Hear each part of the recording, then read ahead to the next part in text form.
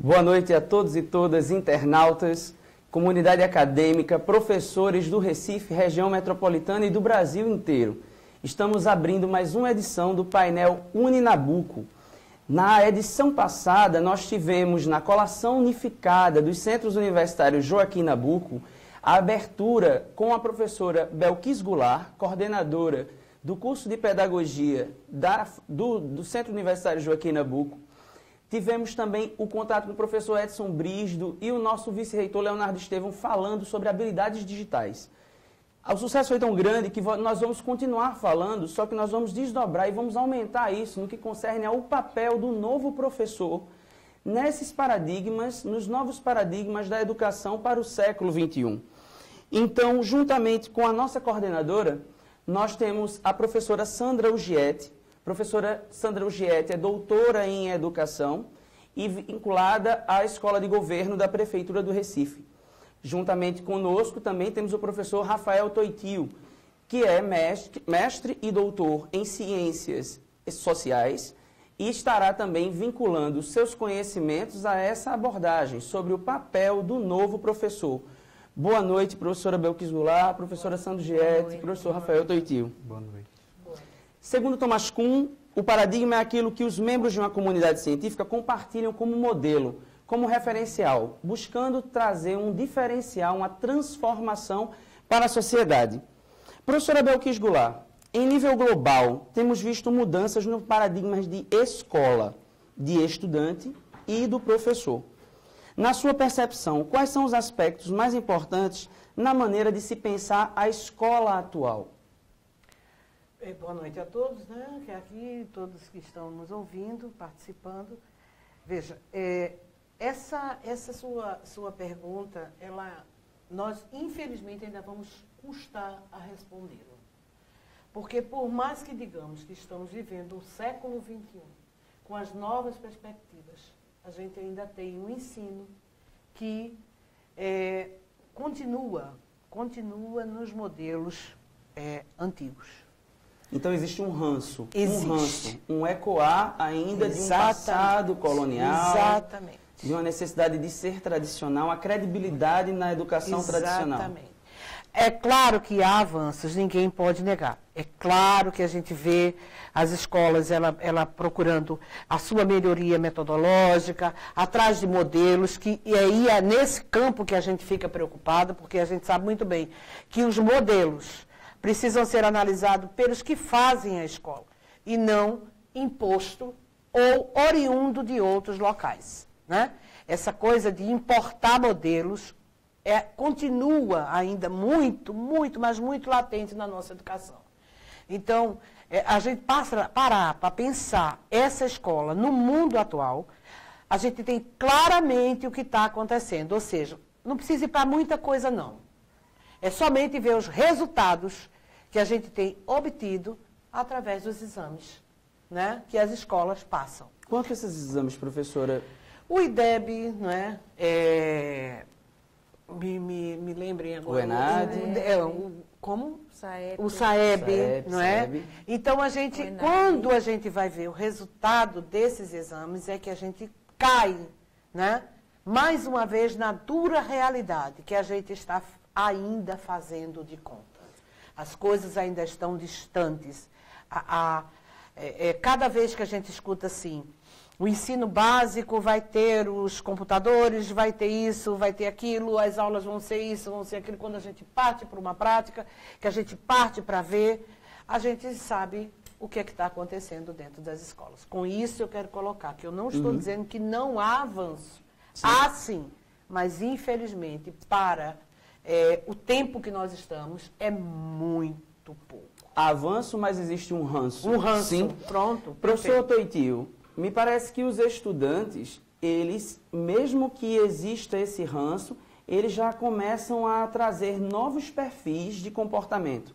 A geração X, Y, Z traz novos perfis de comportamento. O que mudou, ao menos, ou que se busca atualmente, quanto ao perfil do estudante do século XXI? Eu acho que, que mudou. Primeiro, assim, pensar que a educação vive nesse momento de contradição mesmo, de avanços e recuos, Mas, além da questão das novas tecnologias, né, que é um debate que se iniciou bastante nos anos 80, 90, e que é um debate muito importante, que a gente, de fato, tem muito que avançar ainda, né? Mas eu acho que, minimamente, a gente, como sociedade, está sensibilizado para isso, né?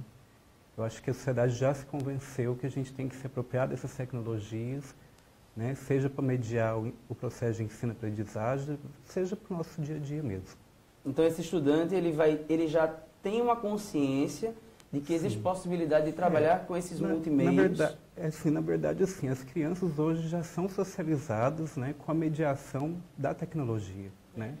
Uma criança de 3, 4, 5 anos, ela mexe com computador, com smartphone, com tablet, com uma desenvoltura muito maior do que muita gente mais Então, a gente vai dar um intervalo agora e vamos daqui a pouco voltar com a professora Sandra Giete para falar sobre esse professor que está dentro de uma escola ainda do século XIX, com um aluno do século XXI, e esse professor mediando essa realidade. É só um break, a gente volta já. Acredite, você tem o que é preciso para subir na vida. E a Uninabuco vai te dar todo o suporte para isso, com professores mestres e doutores, uma estrutura completa e muito mais. Acesse o site da Uninabuco, escolha o seu curso e vem subir na vida. Quer subir na vida? Então a Uninabuco é para você. Aqui você aprende na prática e conta com uma equipe focada em colocar o aluno no mercado. Acesse o site da Uninabuco, escolha o seu curso e vem subir na vida. Voltando com o nosso painel Uninabuco do dia 22 de março, com a professora Sandra Giete, que é doutora em Ciências da Educação. Professora, esse novo professor, ele já existe? Essa nova professora já existe ou ainda está no campo da utopia? É bem interessante escutar a professora, né, e o professor aqui falando, o doutor aqui falando sobre a questão desses dois momentos, né, e da questão do próprio movimento da sociedade. Se nós formos buscar a palavra utopia na sua origem, na sua essência, né? Então, o de não existe, o logos, então é um lugar que não existe. Porém, se a gente for pegar a questão de Paulo Freire, né? A utopia está no campo da fantasia, está no campo de como eu estou, como eu sou nesse ser no mundo, tá? E ela é possível. A utopia de Paulo Freire é a utopia do possível, daquilo que eu vou construir nesse mundo. E bem interessante é que esse professor, que pega a geração Y, Z e tal, é o professor do século passado. Tá? Então, é bem interessante pensar que esse professor é do século passado. Somos bicentenários. Bicentenários, somos bicentenários. E o mais interessante é pensar que, muitas vezes, esse professor, ele é um velho tolo. Né? Já diz o sábio que tolo é aquele que faz a mesma coisa o tempo todo e quer resultados diferentes. Então, é os velhos tolos. Na realidade, nós temos que ser idosos. Né? Idosos no sentido da idade. Mas o idoso é aquele que está aberto.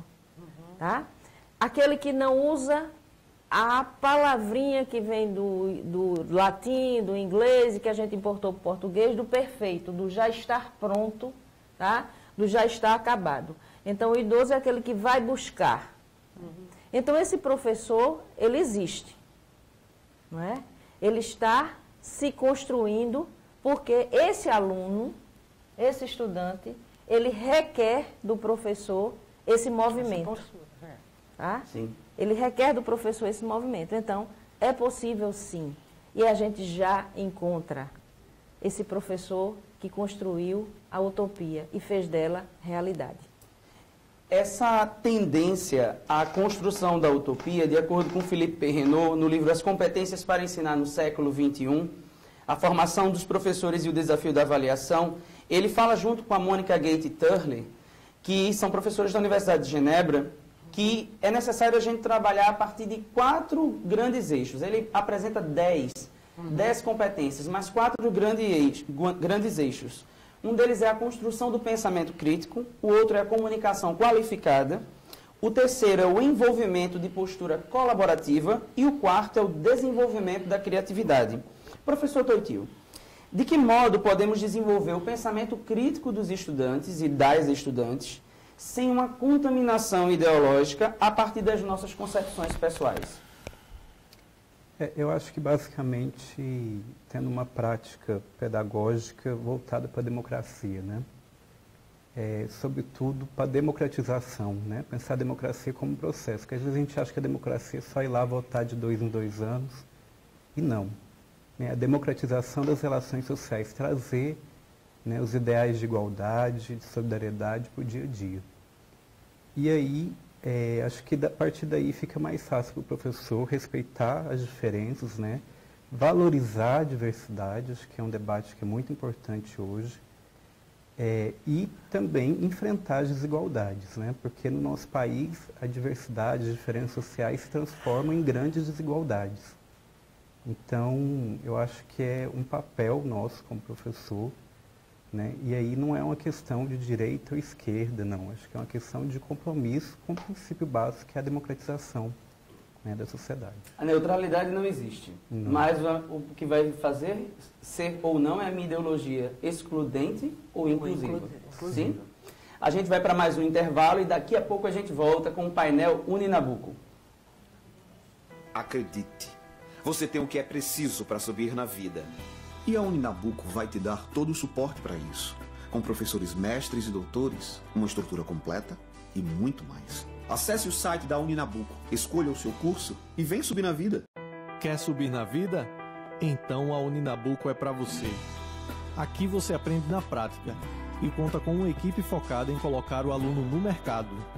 Acesse o site da Uninabuco, escolha o seu curso e vem subir na vida. Voltando com o painel Nabuco dessa quinta-feira, 22 de março, o professor Rafael Toitio acabou de falar sobre essas grandes divergências e contradições. Isso tem sido muito perceptível dentro das redes sociais, dos multimeios, e aí vem as novas tecnologias na educação, juntamente com as fake news, que são essas notícias falsas que se disseminam muito rápido. E aí eu vou para a professora Sandra Ugietti, perguntando à senhora, que tem expertise na área de novas tecnologias, ensino híbrido, metodologias ativas, quais estratégias esse novo professor precisará utilizar para potencializar o ensino-aprendizagem a partir desses ambientes multimediáticos, como Facebook, Instagram, essas redes sociais, tendo essa criticidade do professor, que o professor Rafael Toitio pontuou? É bem interessante a gente perceber nesse momento que essas mídias elas podem ser muito bem aproveitadas, né? E como elas trazem uma teoria, né, muito fundamentada do século XX, que é a teoria freudiana, né, da interação, da relação dialógica, né, desse ser autônomo que constrói, né, e divulga e multiplica o seu conhecimento. Então, o professor, nesse contexto, é aquele que tem o papel fundamental da interação, porque sem a interação com esse aluno, né, vai correr o risco dessas mídias ficarem sendo mal utilizadas. De acordo com a sua expertise, essas novas tecnologias, elas têm contribuído atualmente de fato, ou elas ainda estão numa perspectiva de aprimoramento para uma contribuição em relação à sociedade mais justa, mais equânime, mais democrática? Eu creio que, na minha concepção, elas já estão fazendo o seu papel.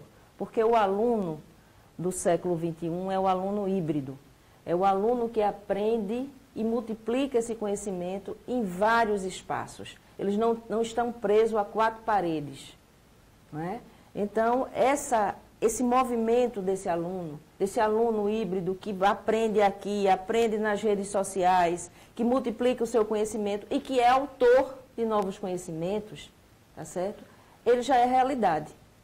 E esse professor que se propõe a sair do seu comodismo, né, que se propõe a quebrar os seus próprios paradigmas, ele sim faz a diferença junto a esse aluno. Maravilha. Professora Belkis Goulart, do mesmo modo que existe um estudante híbrido, tecnicamente surgirá ou será desenvolvido um profissional híbrido. E nós temos profissionais com perfil mais individualizado, professores que preferem literalmente trabalhar sozinhos. Esse docente, a partir dos novos paradigmas que estimulam práticas colaborativas, ele consegue se manter no mercado atual de trabalho? Qual a dica que a senhora dá com relação a esse profissional que é mais individualista, já que a senhora já assumiu várias coordenações pedagógicas? É necessário negociar com essas subjetividades no corpo dos seus professores? Ou esse professor vai ter que se adequar ou está literalmente fora daquele know-how, daquela possibilidade trabalhista? Veja bem, se ele quiser continuar, né, dentro do processo educacional, ele vai ter que se modificar. Ele vai ter que se adequar, ele vai ter que se capacitar, ele vai ter que modificar a sua postura. Senão, ele não estará dentro desse mercado. O que a gente tem visto é a preocupação nesse trabalho, nessa forma de se reestruturar, como a professora colocou. O professor ele precisa sair entender que ele tem a necessidade de sair do seu comodismo, sair do velho caderno e partir para as outras coisas que tem ao nosso redor. A gente sempre vem falando nisso, isso não é de hoje, isso é antigo. Ou ele sai dessa mesmice, ou ele está fora do mercado. Porque, é como eu costumo dizer, a única coisa que a gente tem é o nosso nome a zelar. E o nome da gente no mercado é a nossa porta de entrada ou a nossa porta de não entrada.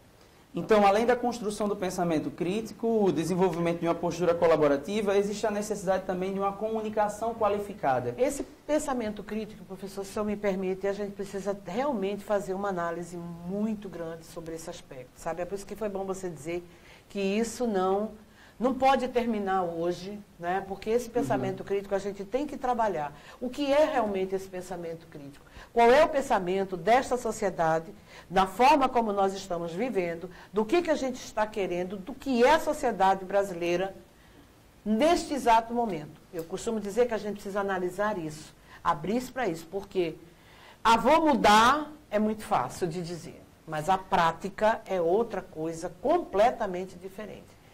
Então percebam que o papel do novo professor, ele é cheio de imbricações, cheio de vieses a serem desenvolvidos, a serem encaminhados, e a gente vai fazer mais um intervalo para voltar daqui a pouco com a condição colaborativa e a capacidade de estímulo à criatividade. Acredite, você tem o que é preciso para subir na vida. E a Uninabuco vai te dar todo o suporte para isso, com professores mestres e doutores, uma estrutura completa e muito mais. Acesse o site da Uninabuco, escolha o seu curso e vem subir na vida. Quer subir na vida? Então a Uninabuco é para você. Aqui você aprende na prática e conta com uma equipe focada em colocar o aluno no mercado. Acesse o site da Uninabuco, escolha o seu curso e vem subir na vida. Retornando com o painel Uninabuco dessa quinta-feira, 22 de março, eu quero perguntar à professora Sandra Ugietti sobre essa quarta competência docente percebida, que é a necessidade do desenvolvimento da criatividade. Seria o ensino híbrido uma boa estratégia para estimular aprendizagens significativas e comportamento criativo? Que práticas a senhora sugere para os professores que estão nos assistindo, eles consigam turbinar as suas aulas? Vamos falar sobre criatividade e ensino híbrido.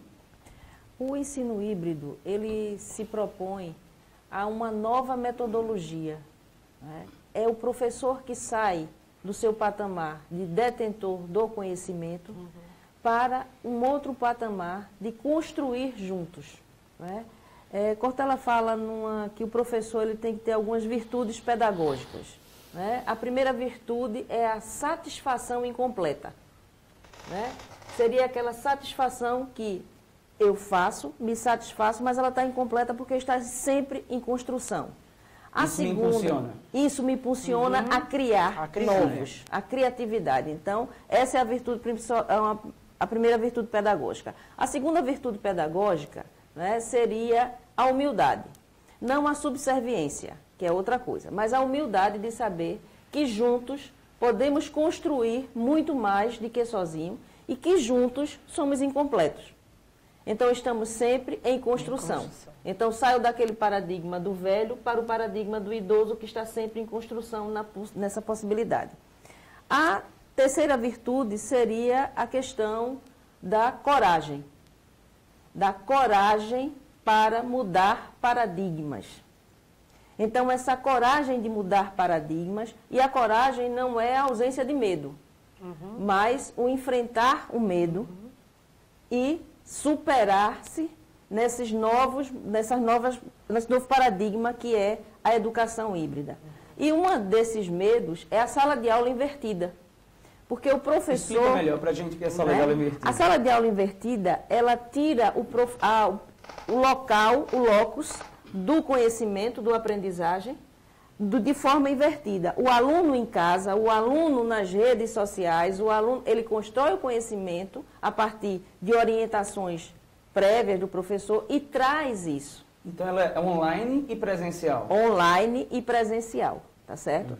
Só que a sala de aula invertida, ela já existe e o professor não se deu conta. Por que ela existe? Porque eu estou dando aula e o aluno está aqui, né, pesquisando e dizendo, olha, professor, fulano diz isso diferente. Tá? Então, ele traz já esse conhecimento e ele questiona, tá certo? Mas a quarta virtude pedagógica é a urgência. A urgência de construir-se nesse novo. Tá certo? Então, sala de aula invertida, interação. O grande motivador da criatividade é a interação. Né? Então, considero isso. Perfeito. O Perrenot, ainda em 2000, ele lança a mão de 10 competências para ensinar. O idealizador e diretor do painel Uninabuco, o professor Leonardo Estevam, que é vice-reitor do Centro Universitário Joaquim Nabuco, Recife, ele está agora lá nos comentários, inserindo nesse momento, para você internauta, poder conferir e comentar essas 10 competências lá do Perrenot. São várias, certo? Organizar e animar situações de aprendizagem, administrar a progressão das aprendizagens, conceber e fazer evoluir dispositivos de diferenciação, são muitas competências. E aí eu pergunto, professor Toitio, temos visto um grande avanço dos comportamentos extremistas. Enquanto está sendo colocado lá o quadro, eu queria falar, a gente está vendo um avanço do comportamento extremista que pode, inclusive, desencadear sérios conflitos e até confrontos, que é quando se perde o respeito, no ambiente escolar, seja por questões de gênero, questões políticas, partidárias e até futebolísticas. Esse novo professor, ele precisa interferir ou deixar de lado, visto que são problemas aparentemente maiores e muito maiores que ele, certo? Esse professor, ele deve se ausentar por uma questão até de saúde, saúde própria, ou ele vai entrar nessa bronca dessas discussões de gênero, políticas, e aí vai? Eu acho que ele não consegue fugir. Acho que, por justamente estar acima dele, ele também está no meio dessas relações, essas questões constituem ele, né? Mas o senhor consegue perceber que alguns professores se isentam, preferem se isentar. Sim. Né? Mas o senhor acha que está? Eu acho que ele não consegue, mas assim, mesmo que ele seja ausente como professor, ele não consegue se ausentar como cidadão. Veja, eu, por exemplo, você falou de futebol, né? Eu não gosto de futebol. Um dia, domingo, andando, de repente eu estava no meio de uma briga de duas torcidas de futebol. E assim são as outras questões, assim, as questões de gênero, né? Um professor homem, né? Pode falar, não quero falar de gênero. Mas ele tem um gênero também, ele também está nessa relação de construção do que é homem e do que é ser mulher na sociedade. Então ele não pode se ausentar porque, o que a gente disse, não tem espaço de neutralidade para essas questões. Ai, que ótimo. Pode continuar. É nesse ponto que eu digo.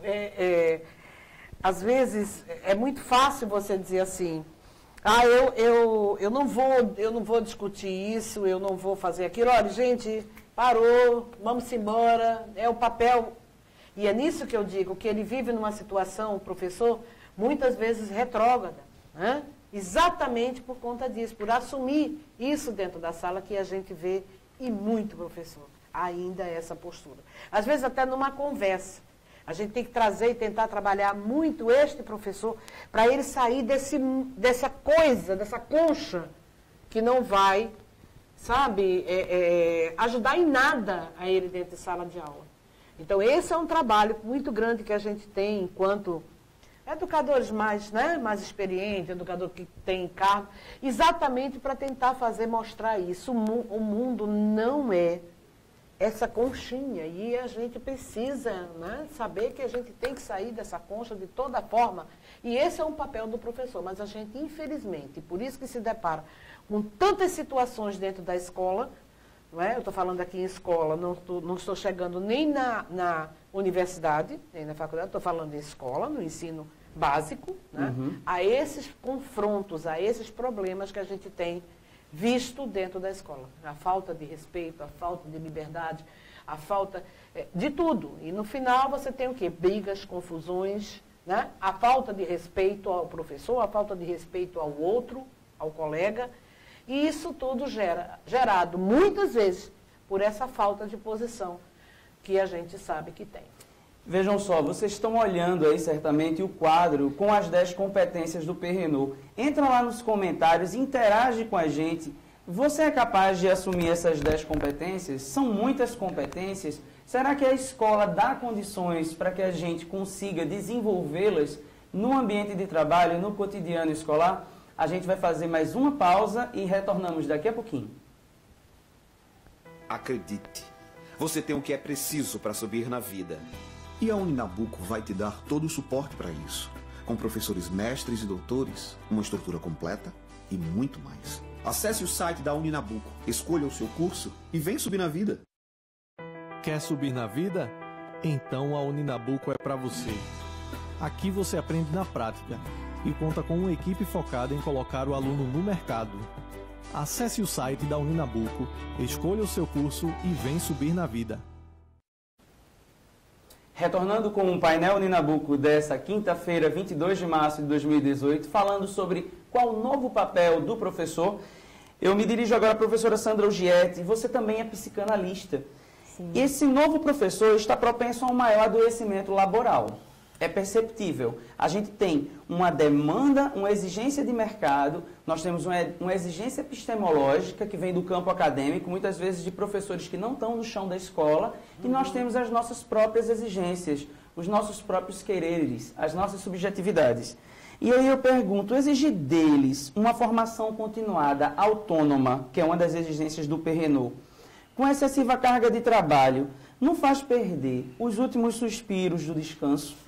Como negociar entre as demandas da profissão e a qualidade de vida? É possível assumir as competências que o Perrenot fala e ser um professor saudável? Com certeza.